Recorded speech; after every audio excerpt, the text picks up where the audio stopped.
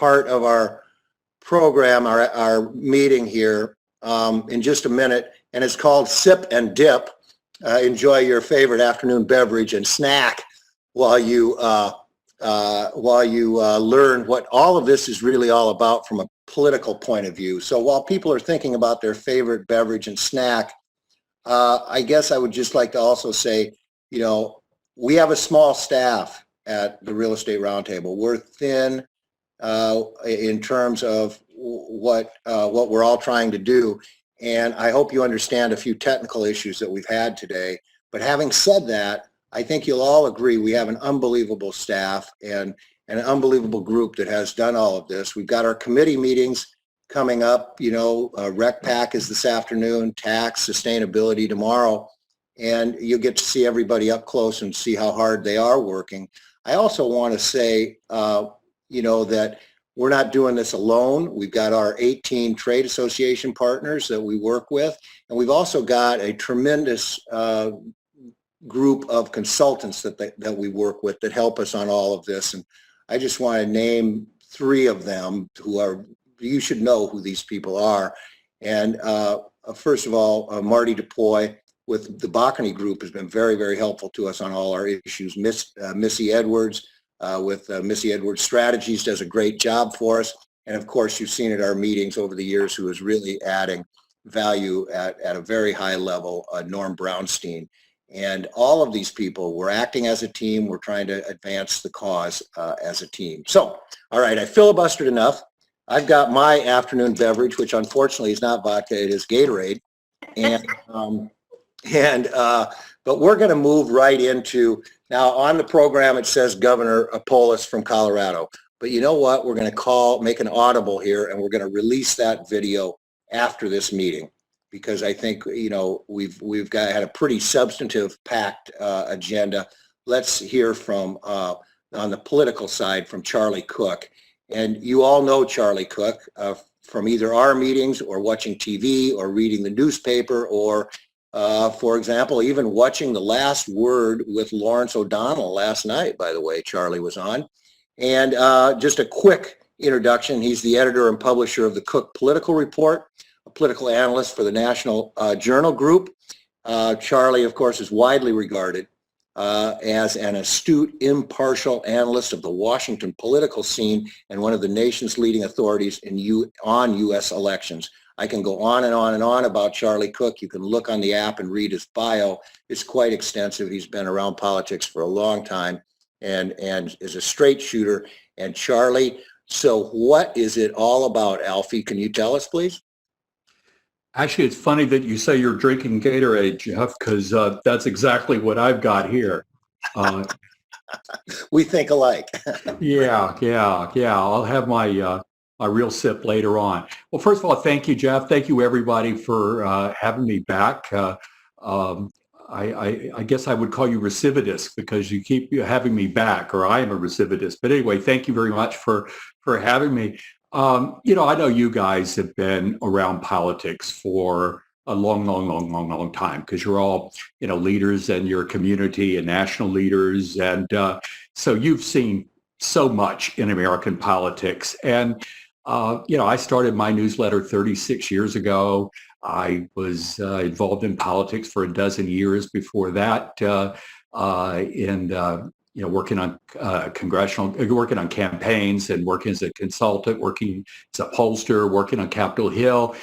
And we all saw American politics changing a lot over the years, and over the last 5 years, changing even more than that. But we're just getting whiplash now with things happening just in the last 4 or 5 months that are astonishing. But the thing that strikes me so odd, and then I'm going to get into the handicapping, is that everything's changed and nothing's changed. To think that in such an incredibly short period of time, we go from an economy with 6 consecutive months of 50-year low unemployment, a good economy, to the steep, most severe downturn in 90 years. And then to have basically the biggest public health crisis and in 102 years since the pandemic of 1918, one of our biggest crises ever. I mean, going back to Pearl Harbor, hitting. Then you have the civil unrest that's the greatest that we've seen since 1968, I guess, and just social turmoil and social cleavages taking place. We have all this happening, but the structure of the presidential race hadn't changed at all. That 6 months ago, I think I was said, President Trump is facing a very, very, very tough reelection fight. And guess what? He still is. And the numbers aren't that different now, a little bit, but not that much different than they were 6 months ago. His job approval rating, they've ticked down a couple of points in the last 2 weeks, but basically they've been very, very flat. And Biden's been ahead by some, a little bit, a handful of points, all the way back to a year ago. And so the structure of the race hasn't changed. But having said that, the campaign is completely different. There are no campaign style events. There aren't going to be conventions in a traditional sense. That you're not going to have that how people vote is going to be completely different in a lot. I mean, I think we're going to have the last election, we had roughly a quarter of the people voted by mail. It's probably going to be 60% or more in the next election. So election day is actually like a month long of October. And then depending upon the state, in California, for example, because over half vote by mail, that ballots have to be postmarked by election day. So they're coming in for the next week. And depending upon states and state laws, that in some states, we won't know for a while who won that state. And then we're going to have some states, obviously there are 5 states where it's been 100% vote by mail already. 5 more states, including California, is majority vote by mail. But those states, all they have to do is scale up some. But for a lot of other states that have not had a tradition, not have the mechanism to deal with voting by mail, suddenly there's a chance they're going to get sort of overwhelmed.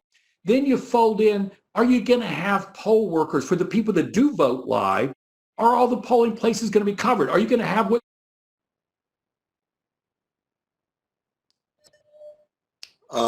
Am I the only one who lost contact there, or did everyone lose contact? I think Charlie froze, and I don't know if he's still on. I'm right here. Yes. Were you getting your favorite beverage or your favorite snack, Charlie? Okay. Is it audio or video or both? You're fine. You're fine. Okay, I was going to say, because I'm on an Ethernet cable to make sure the quality stays up. So anyway, but the people, nobody ever thinks they lose an election. Somebody cheated. I didn't lose. They cheated me, that sort of thing. Then you've got some of the personalities and situations involved where some folks have to lose by a big margin, or they just simply won't accept that they lost. So you have all these things kind of coming in. And I mean, this is, our country in some ways for the last 4 years has been undergoing a stress test. Certainly our economy, everything's going through a stress test the last 4 or 5 months. And our electoral system, just in terms of the mechanics of it, is going through a stress test.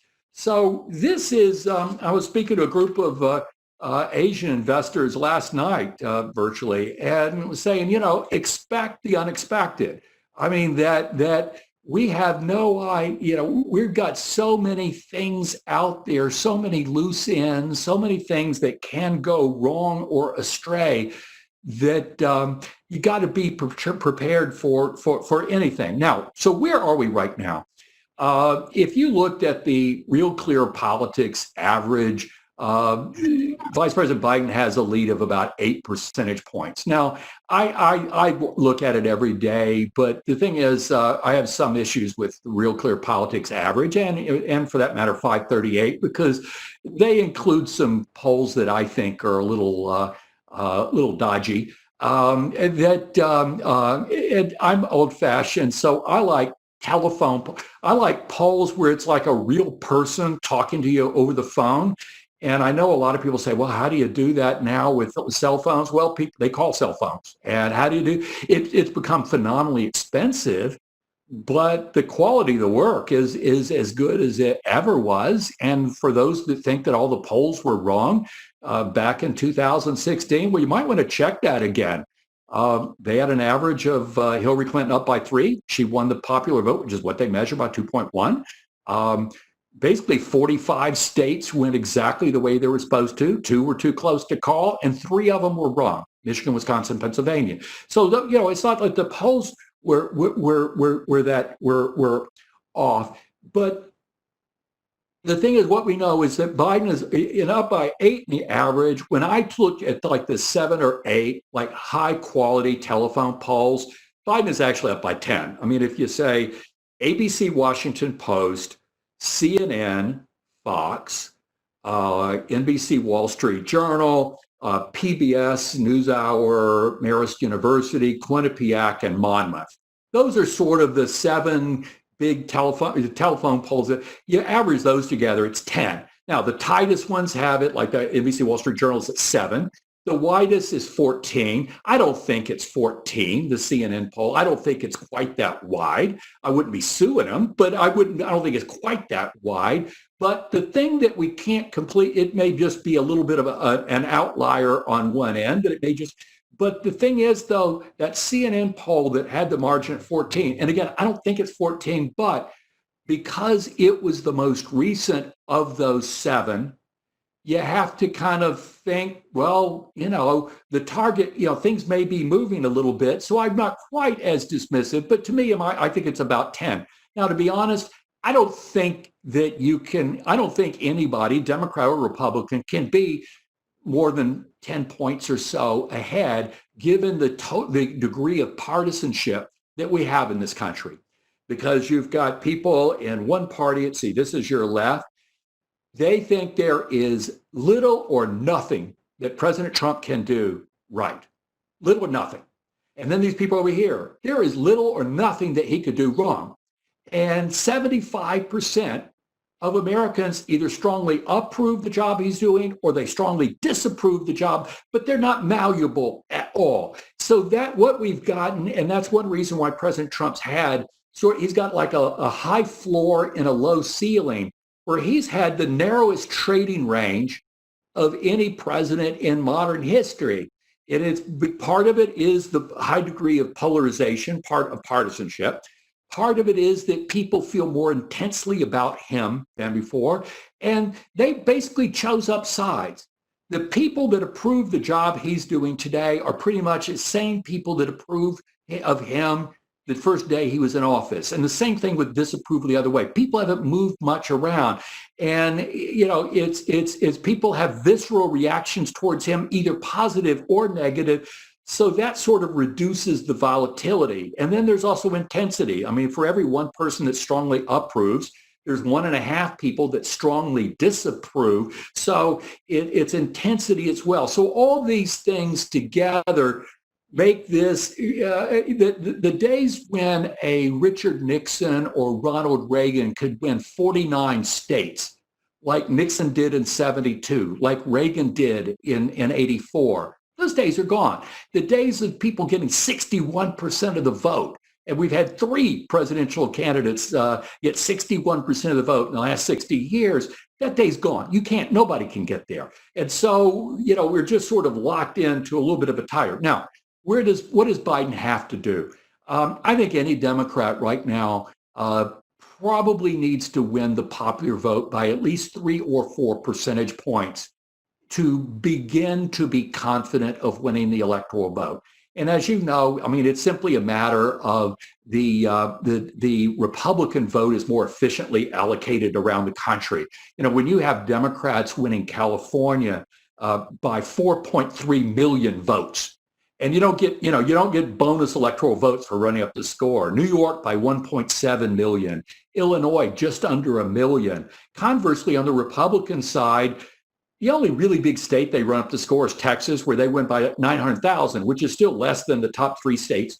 on the Democratic side, and because so that a Democrat has to win the popular vote by something. You remember Hillary won by 2.1 percentage points, but came 80,000 votes short of it being electoral college majority. So think of 3-4 points is probably where Biden needs to be. If you want to look at it state by state, you all remember Donald Trump carried 30 states. Hillary Clinton carried 20 states, plus the District of Columbia.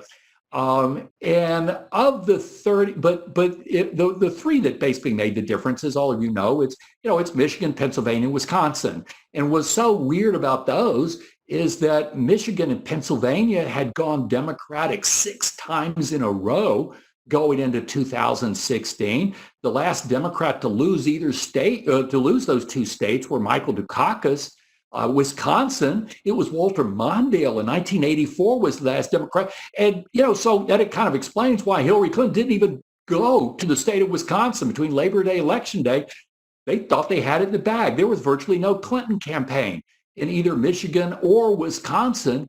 And they basically ran up the score in Philadelphia and Pittsburgh and thought they were good and ignored the rest of the state. So there were some technical things, that were there as well. But the thing is, you probably Biden needs to be a few points ahead for that to translate. Now, when you look into these states right now, what you'll see is and just using for a moment the Real Clear politics for a lack of anything else, being able to do anything else right now, in that Michigan, Wisconsin, Pennsylvania, those 3, they're going to be absolutely right at the edge again.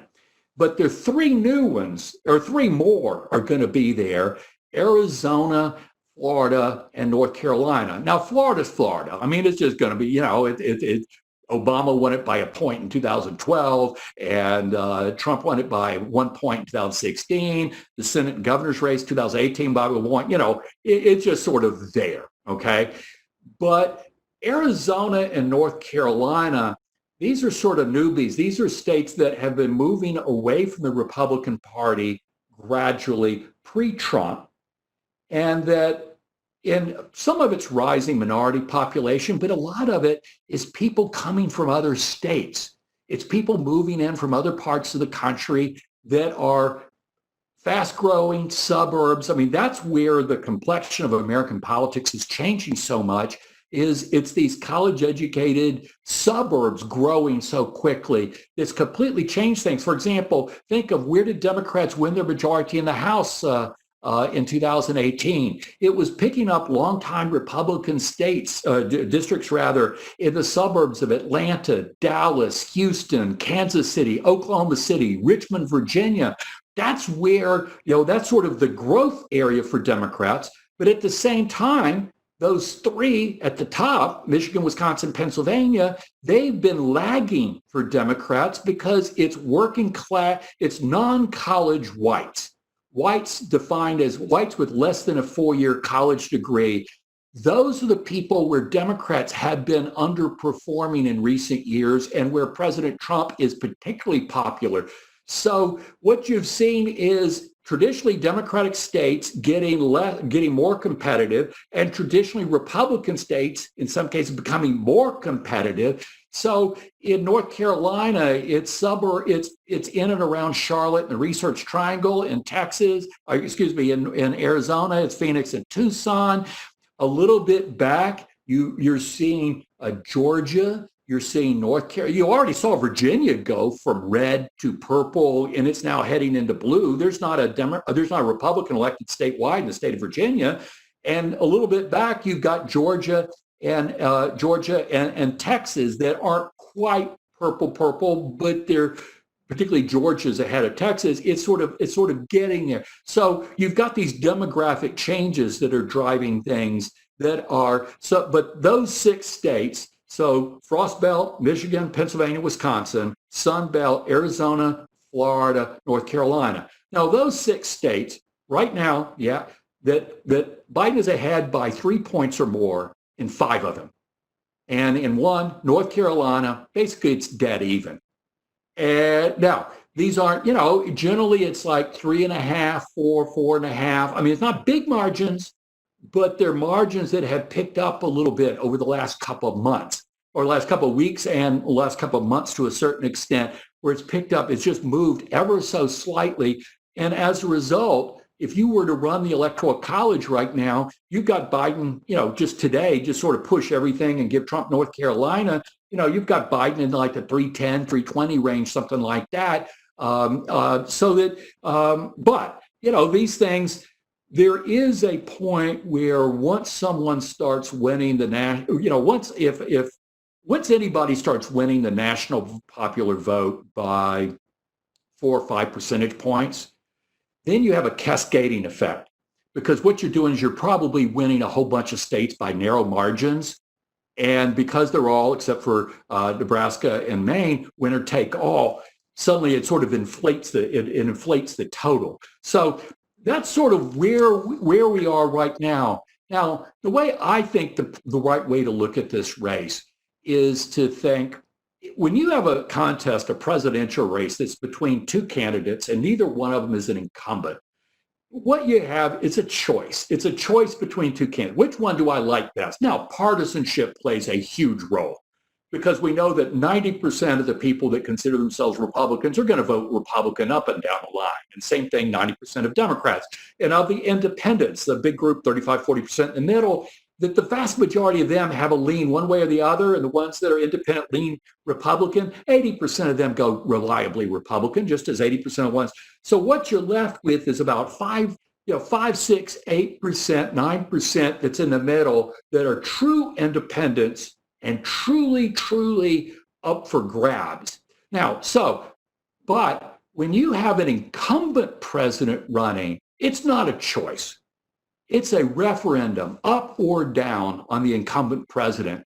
And it's not always clear that the opponent is even relevant. It's, do I want to extend this incumbent's contract for another 4 years? Yes or no? I mean, maybe you have these things. Do I want to renew this tenant? Yes or no, or whatever. That if I don't, then I don't, or I want to fight to get. But that's sort of the up or down. And the only way and that's why the job approval rating is historically a very, very, very strong indicator of whether someone's going to vote to renew that contract or not vote to terminate that contract. So job approval is very, very, very important. The only way it's not a referendum is if the alternative becomes absolutely unacceptable. If the challenger is too great a risk, or to put it differently, a greater risk than going with the beleaguered incumbent, that's the only way it's not just a clean up or down referendum. Now, let's get down to cases. You had, we talked about President Trump having a high floor. We talked about having a low ceiling. And so, the gap, for example, and most of the polling we've seen, 7 to 14, but usually about 8 or 10 point between the lowest job approval ratings he's ever had and the highest he's ever had. Most presidents were in the 20s. I mean, they could, you get a honeymoon, you're up here, that's not the way President Trump's has been. They've just been almost impervious to events. I mean, and that's one thing that I think a lot of people, or where they go wrong, is they remember James Carville saying, it's the economy, stupid. And historically, that's where Americans used to vote. But that started changing about a dozen years ago, where you started having hyperpartisanship kicking in, and that partisanship, how you viewed the economy, was driven by partisanship. I mean, the thing is, partisanship is driving so much now, whether you wear a mask or not. Huge partisan differences right now, and the differences between people that support Trump and people that support Biden, huge differences just on wearing masks. But how you perceive the economy. We've been seeing 25, 30 point differences in some polling between how a Democrat would view the economy and how a Republican would view the economy. And it obviously mattered whether there was a Democrat or a Republican in the White House. But what we saw was there had been a direct relationship between consumer confidence, specifically the University of Michigan's Index of Consumer Sentiment, and presidential job approval rating. They just went up and down in tandem. John Kennedy, which is when the Michigan Index started, all the way through George W. Bush, that stopped with Barack Obama becoming president, and it did not restart under Donald Trump. And that's when culture, identity, politics, among whites, educational attainment, do you live in suburban, urban, or you live in small town, rural, all these cultural things start replacing the economy. So it's not that the economy is unimportant, but it's a lot less important than it was when Carville said that back in 1992, or that we learned in civics classes. So that's how you could have 6 consecutive years of 50-year low unemployment, and the president's numbers hardly went up. And then you have the economy go off a cliff. And that's the remarkable thing. If you looked at President Trump's job approval rating since taking office, if we just plotted it out, and there's no timeline here, and if I asked you, tell me when the U.S., where along this chart, this graph, where did the economy go off the cliff? You wouldn't be able to tell me. Tell me when you had this huge crisis and criticism among some of his handling. You couldn't find it. In the Biden-Trump number, you couldn't see any change. And really, the movement that we've seen has mostly been in the last 3 weeks. Now, what has happened in the last few weeks that have moved the needle? Not much, but just a little bit, but enough where it's changed the race, a decent amount. And we're talking about this narrow group in the middle that is there were people that go back 6 months. They thought the economy is great.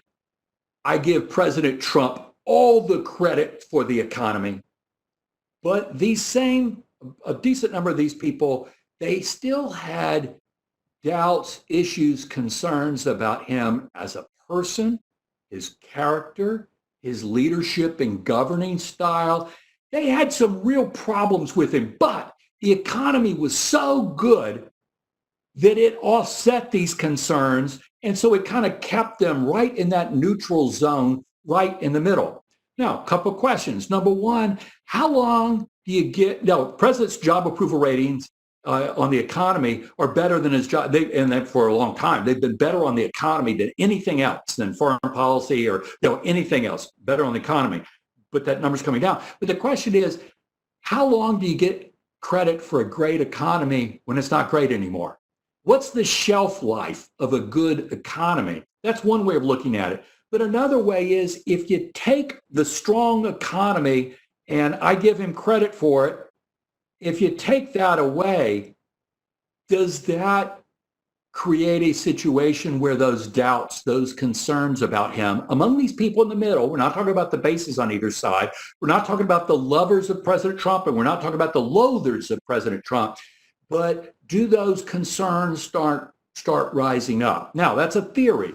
Now, my hunch, and I use a lot of data, but this is more a hunch, that the president's his behavior, some of those news conferences early on, the coronavirus task force, and other things for the last 3 months, I think it has not done anything to make those people feel better about him as a person, as his character, or as a leader.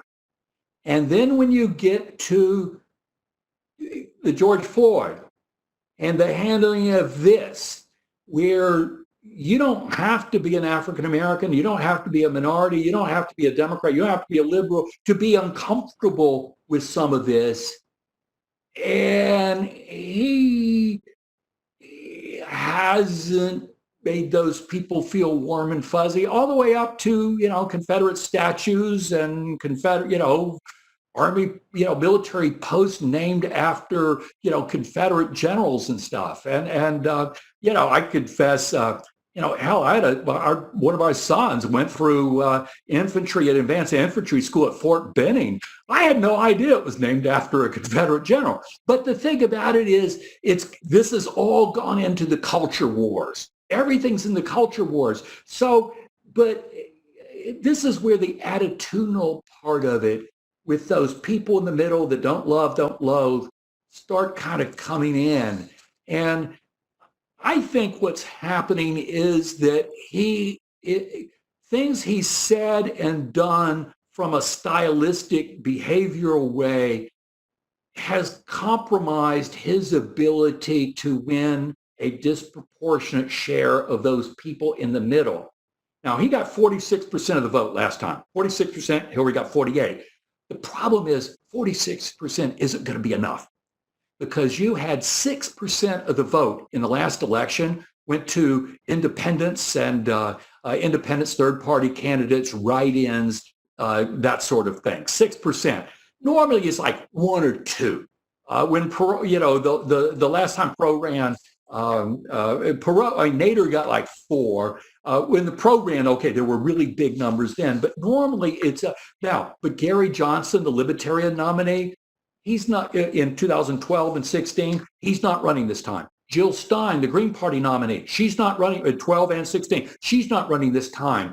All those people that wrote in Paul Ryan, Republicans, that wrote in Paul Ryan or Mitt Romney or whoever, they're not likely to do that so much anymore. So the thing is, the bar that he's got, I think I'm arguing that he's having a hard time getting to 46%, and he actually has to do better than 46%, because we're not going to have 6% sucked up by independents, third-party candidates, and write-ins. It's going to be probably more in the 1, 2, or 3 range. So that gets to so that's where we've got 135 days, and that's a long time to go.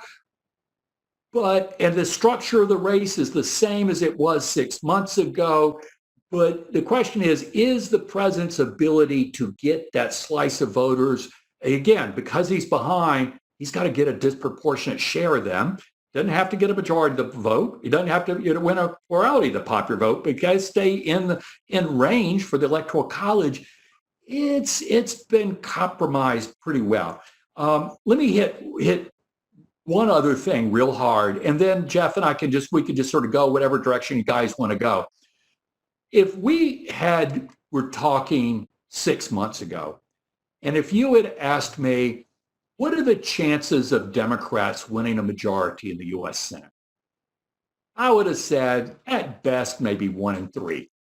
And because, Doug Jones in Alabama is a Democratic seat. It's almost certainly going Republican. And there were 4 Republican seats that were in serious danger. Martha McSally in Arizona, Cory Gardner in Colorado, Susan Collins in Maine, and Tom Tillis in North Carolina. So Democrats need 3 seats to get to 50. If they win the White House, 4 seats to get to 51 that they would need not to, but they're losing Alabama. So the thing is, Democrats had to run the table. They had to go 4-0 in their Republican opportunity races to make up for Alabama and get to 50 and then win in the White House as well. This is what's changed in the last 4, 5, 6 months. Number one, there are places that are seats, Republican seats, that have come online that we weren't talking about 6 months ago. We weren't talking about Montana, Steve Daines, until Steve Bullock, the governor, very popular governor, until he got in. We weren't talking about that. We weren't talking about Joni Ernst in Iowa, but now we're seeing polls show her lead down in small single digits. We weren't talking about Georgia, either seat for that matter. And now we're looking, the largest and I would say most respected Republican polling firm, Public Opinion Strategies, they released a poll last month that had Biden 1 point ahead in Georgia. Now, I'm not predicting he wins Georgia. And frankly, I don't think Georgia's a tipping point state. If Joe Biden is winning Georgia, that means he would have already won the election before that one comes over the line. But the thing is, the suburbs are turning bad for Trump, and they're turning bad for Republicans in these other races. And so you've had new ones come online, other ones appear more vulnerable than they are before. So now Montana has joined these four. So now it's 5 really, really endangered Republican seats. And we've got, 3 or 4 more that are where Republicans have very, very dicey leads. And depending on who wins the Republican primary in Kansas, that's yet another one. So bottom line is the Senate is now 50-50.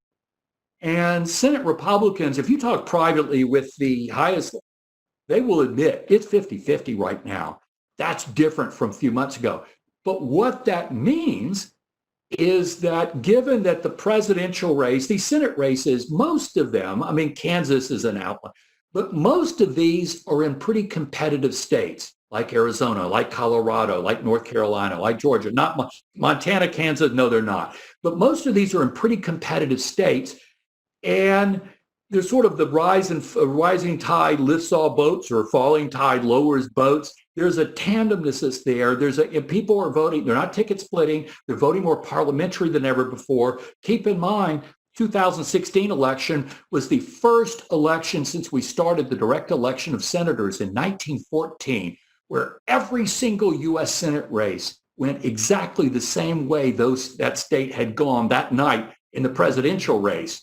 Now that's the highest, but it's getting more like that. So the point is that if you have a voter turnout with which groups are turning out disproportionately high or low, if you have a voter turnout that is giving President Trump an advantage, for example, the odds are Republicans are probably going to hold on to the seat under those circumstances. Conversely, if you've got a turnout that's conducive to Joe Biden, then that's probably going to be conducive to Democrats in more of these Senate race states, or the other way around. So political environment, issue priorities and agenda. So these things are not unconnected. And it doesn't mean they have to go the same way, but there is a tendency to go that way. So what I'm suggesting now is there is a 1 in 3 chance that Democrats run the table.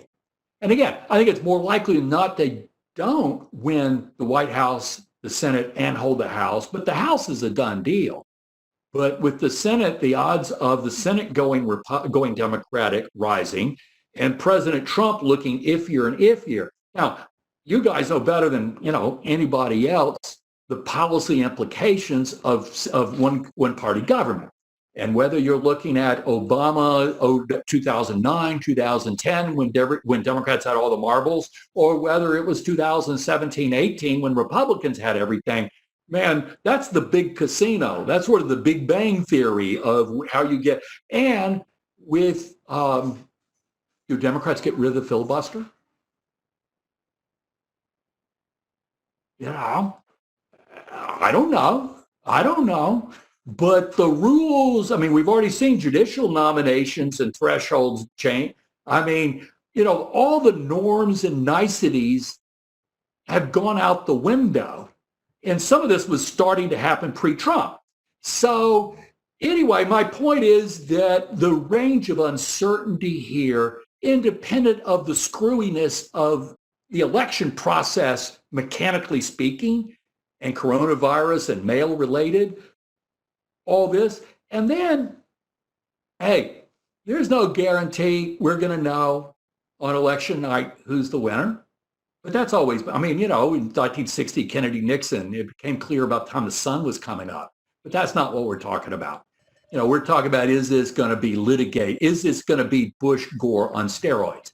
Not predicting that. But, when I think of nightmare scenarios, that's a kind of up there.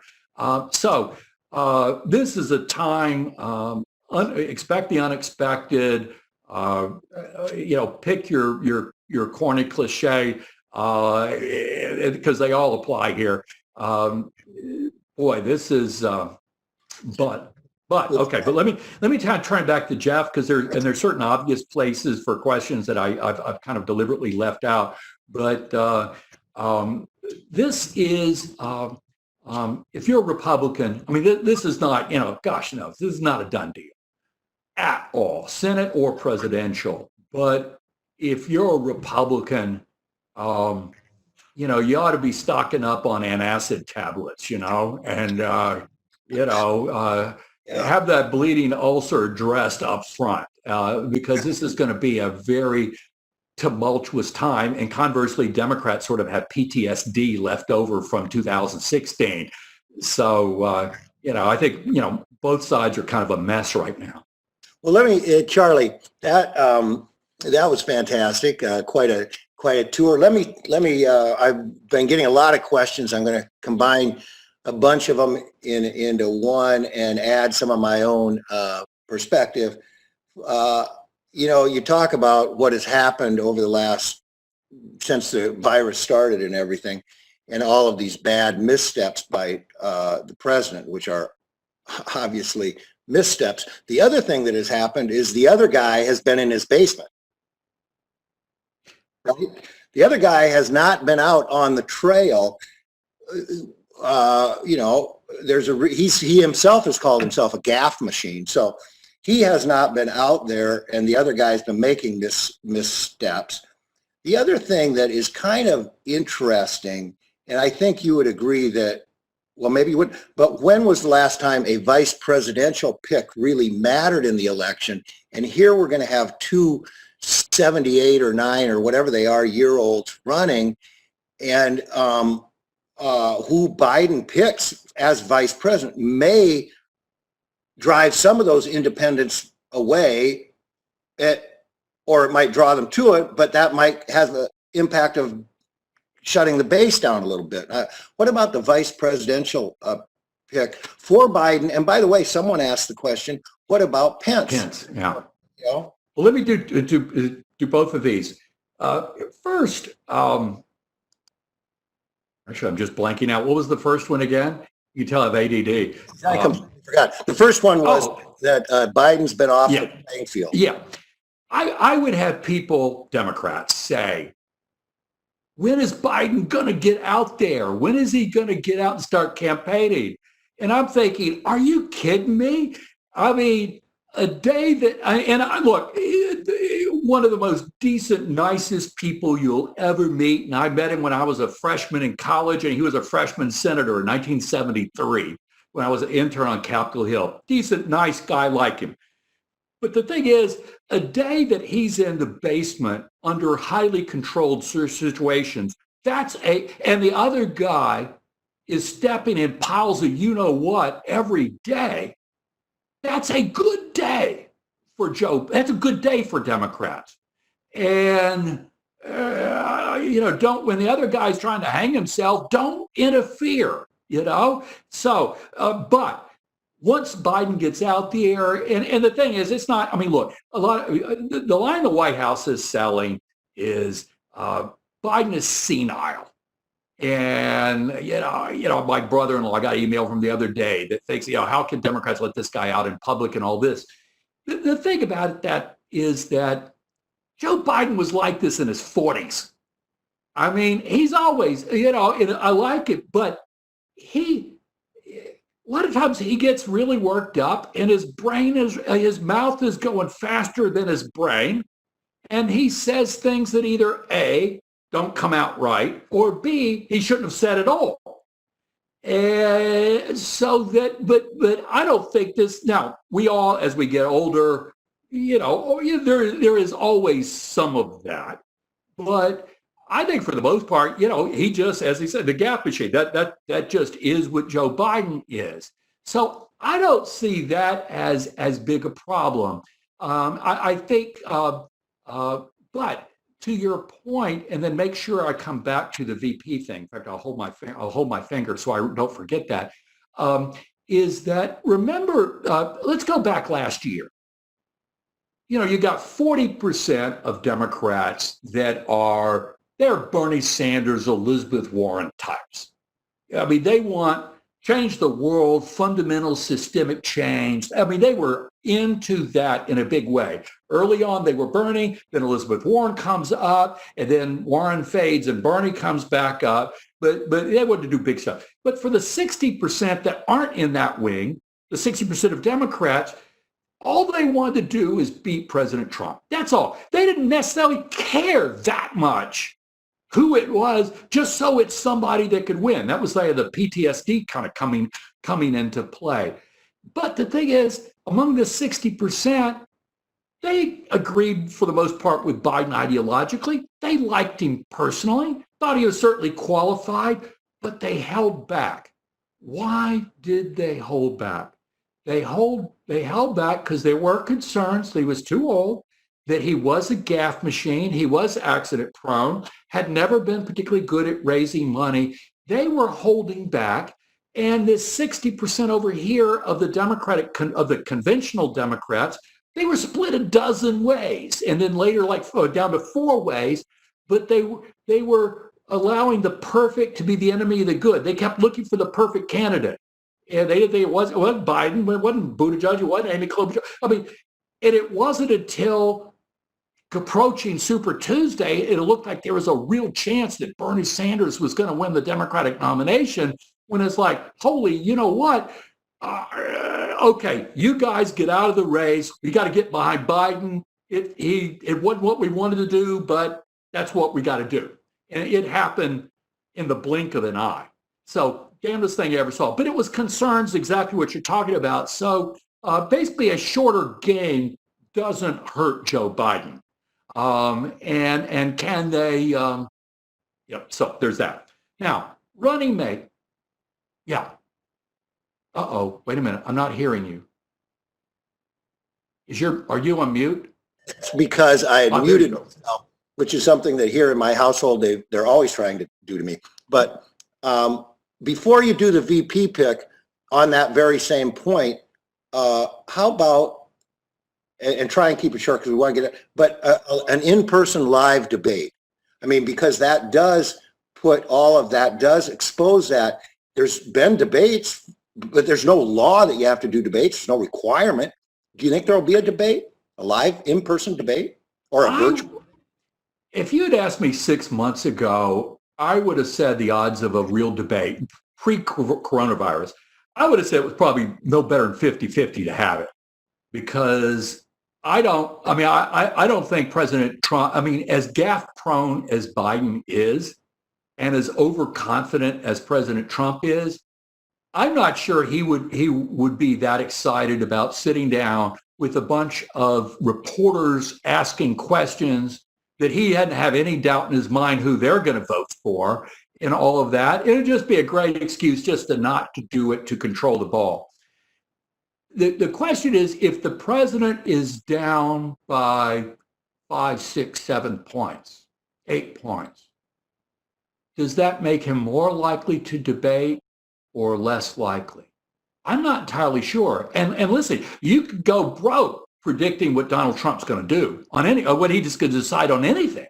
So I don't know. And the thing is, for that slice of voters in the middle, that if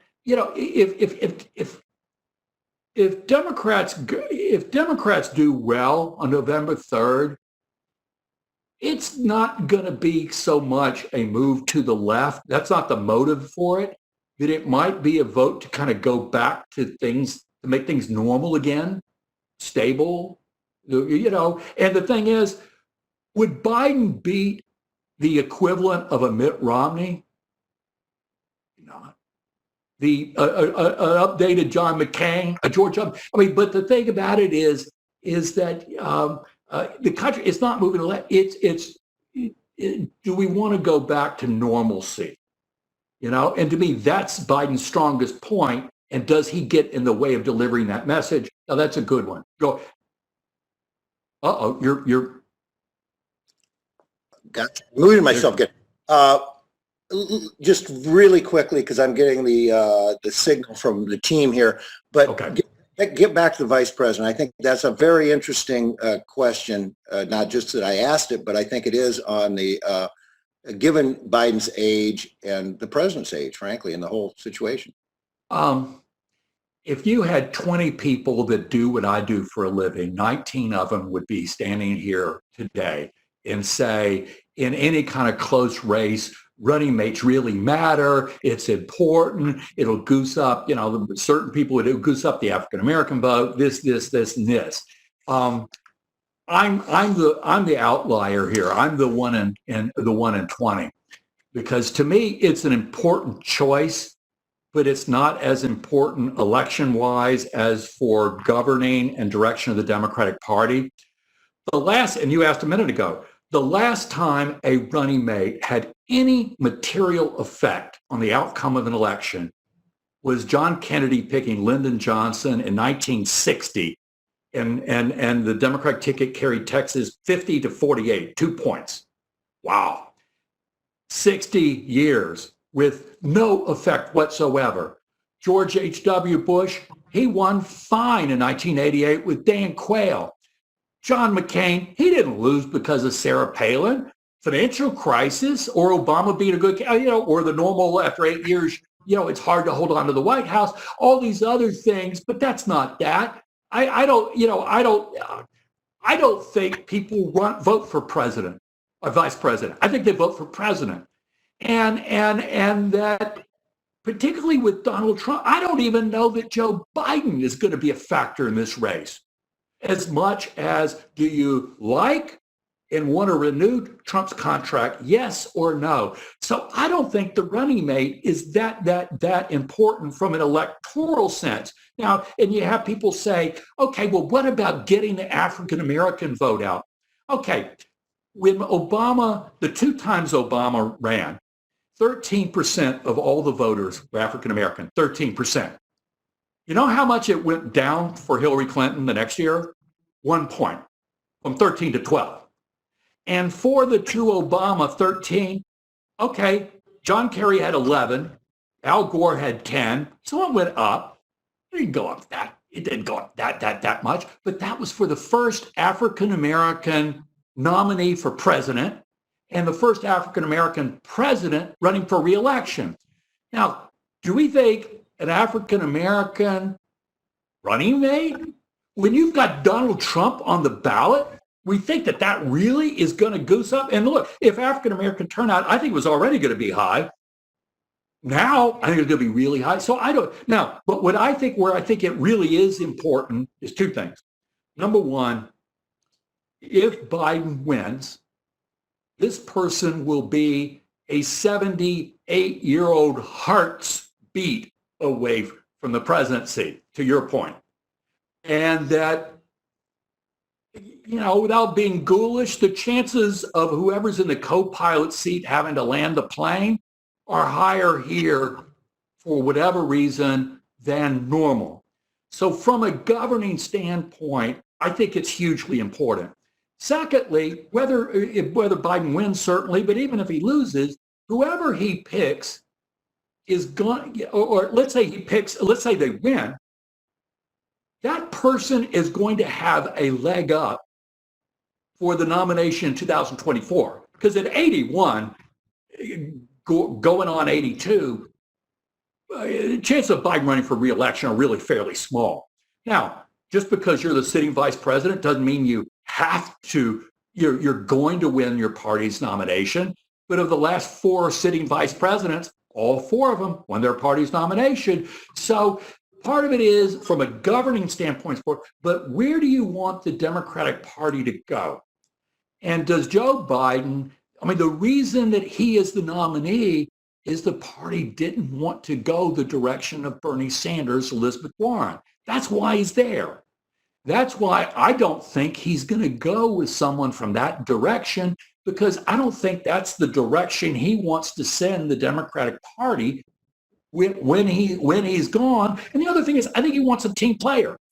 So if I were Vice President Biden, first, the Hippocratic oath, do no harm. Obviously, you want somebody's not going to hurt you anywhere, and generally it doesn't affect things anyway. But that, and then I'd say, if something happened to me and I had to resign 1 hour after taking the oath of office, is that person ready to be leader of the free world? Is that person ready to be commander-in-chief of the leader of the free world? Yes or no? And this isn't a grow into it. This isn't being like, that sort of thing. And for Biden, who was as loyal as he was to President Obama, first of all, his mind, the vice president job is more elevated than it was, say, in John McCain's mind, that once he couldn't get Joe Lieberman or Tom Ridge, then he said, screw it, I'll just pick, it doesn't matter who I pick. He wants somebody, he has a better appreciation of the job of running of a vice president, not as a bucket of warm spit. And he wants someone that's as loyal to him as he was to Obama. And so if I were him, I would say, do no harm, ready to take over, and someone where this is the direction I think the Democratic Party ought to do. So I wouldn't get cute for trying to goose up any demographic group. And I think that's probably less necessary now after George Floyd than it was before. And Biden has said he hopes to make a decision by August 1. Well, that's like 6 weeks from now. We'll see where things are then. People say, well, okay, you got to get a woman, and let's say he wants to get an African-American woman. Hell, I'd look at Susan Rice. It doesn't have to be anybody that's run for elective office before. I'm just throwing that name out. But I think it's really, really important, but not for winning the election, because I think this election is going to be about Trump. And if it's not about Trump, it'll be about Trump and Biden. But it's not going to be about whose name that probably won't even be on most of the bumper stickers, to the extent that they're bumper stickers anymore. It's not going to be about them. Well, let me, Charlie, we could go on. As you know, we were on the phone the other day and we went on and on and on. They had to cut us off, or one of us had to jump off, whatever. You had a meeting. I was making you late for something important. So, well, we could go on and on talking to you, Charlie. It's really very clear insight.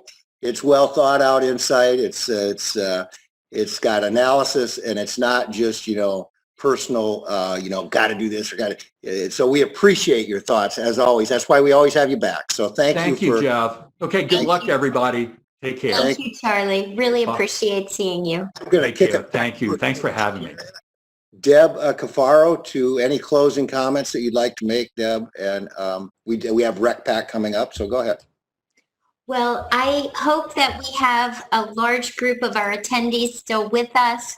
Jeff, you and the team have put together just an incredible agenda, whether it was talking with the Secretary of the Treasury or hearing from Dr. Gottlieb, or certainly the power of Ray McGuire's interview with Bill Rudin, and closing with Charlie Cook. It has been an absolutely wonderful several hours of Real Estate Roundtable, and including news we can use as we reopen our businesses and the economy. So I appreciate everyone coming. I want to thank you for your continued support.